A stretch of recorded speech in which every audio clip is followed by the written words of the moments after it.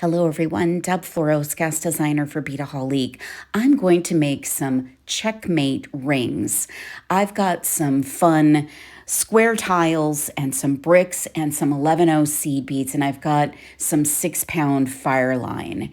I'm going to cut about a wingspan, and then I'm going to thread my size 11 needle, which is a tulip needle. And I think this ring is going to be a little bit Southwest inspired because of the color palette. So I'm going to put a brick bead onto my needle and then 3 of my 11-0 seed beads. Now, you'll want to use as many beads in the pattern. So when you see what I'm doing, you may need to adjust for your ring size. So once you think you've got a proper length, you'll want to sort of fidget to try it on a bit to make sure that you think it will work for you. So you may use a different number of beads than me. So I'm stringing on the pattern of the tile bead, 3 seed beads, the brick bead, and then when I get to the end, I'm going to add 3 seed beads and go back down the other hole on my tile bead. So I'm starting with a brick bead, ending with a tile bead, and I'm going to put that little trio of beads on. It's going to be a little bit of an embellishment on that bead. And then I'm going to go down through the pattern and add seed beads on the other side of the 2-hole beads. So I'm going to go all the way down until I get to that very last bead and pull my thread through. And then what you're going to want to do is join the 2 ends of the ring. So I'm adding my 3 seed beads, and then I'm going to go down the tile bead behind those 3 beads that I added as an embellishment. You'll want those trio beads to be sort of sticking upwards, to be like that little embellishment or frame for your focal bead of your ring. And then once you've got that on, you're going to start reinforcing. So you're going to go back through and around the ring as many times as you need to make it feel, feel right, feel stiff enough. And you'll want to add another embellishment around the tile bead that we have the first embellishment around. So when you get back to that tile bead after you've done a couple of rounds, you'll add those 3 beads and you'll tighten that up going back through the ring and getting those embellishments nice and tight. Get the ring nice and firmed up so that you don't need to worry about it coming apart. Now, I've made several of these and I have not yet had one come apart. They are really nice and sturdy once you've done a number of rounds. I do about 3 times around on both sides of my 2-hole beads.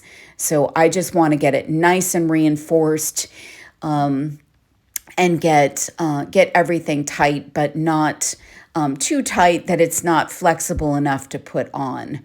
So when you get to a good stopping point, you'll want to make sure that you get a knot in. So you can actually take your tail and your working thread and you can tie them together if they are in the same spot.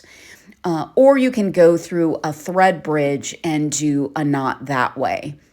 Now I'm fidgeting here. I've got a knot that I'm tying in my piece.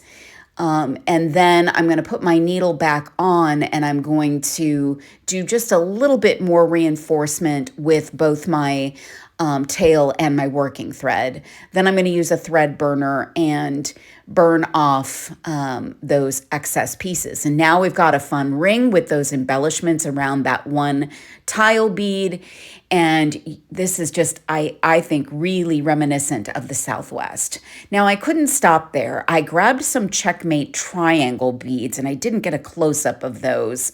But I'm putting on 3 seed beads, a triangle bead, a seed bead, another triangle bead. I've got a series of 5 triangle beads with seed beads in between, just one. And that's going to be the section of our ring that will stick up. And when you're putting those onto your needle, you'll want to make sure they're all being strung on the same hole. And then I'm adding again some of those brick beads, and you'll need to consider adjusting to your size specifications. So I'm then going to go around and into those seed beads that I started with, and I'm going to pull that thread tight, and then I'm going to go back around and do some reinforcements, just like we did on the other ring. And you'll want to add seed beads to the other hole of your 2-hole beads. So same process as the first. You're going to do some reinforcements and then start adding your second row of beads. And you can start that anywhere you'd like, but you'll need to cross over onto your brick beads. You'll need to do just a quick little thread bridge. It's not going to be very visible. You won't even notice it once it's done. There's that little bridge. And you can start adding beads and getting your whole piece strung on. And just like I said for the original ring, if you tighten this up, if you reinforce this with 2 or 3 passes, you should be really good to wear this just like any other ring that you might wear. So I'm going back through and I'm getting to the point where I started, and that's where I'll likely finish. Yes. So then you've got your piece, it's nice and tight, and you can go ahead and use your thread burner to cut off your excess. And that's after you've knotted and done some additional reinforcement. I love this ring. I love these CzechMate rings. So much fun to make and so many possibilities. So you can find all kinds of fun 2-hole beads and seed beads to make these fun rings at beadaholique.com. Thanks for watching.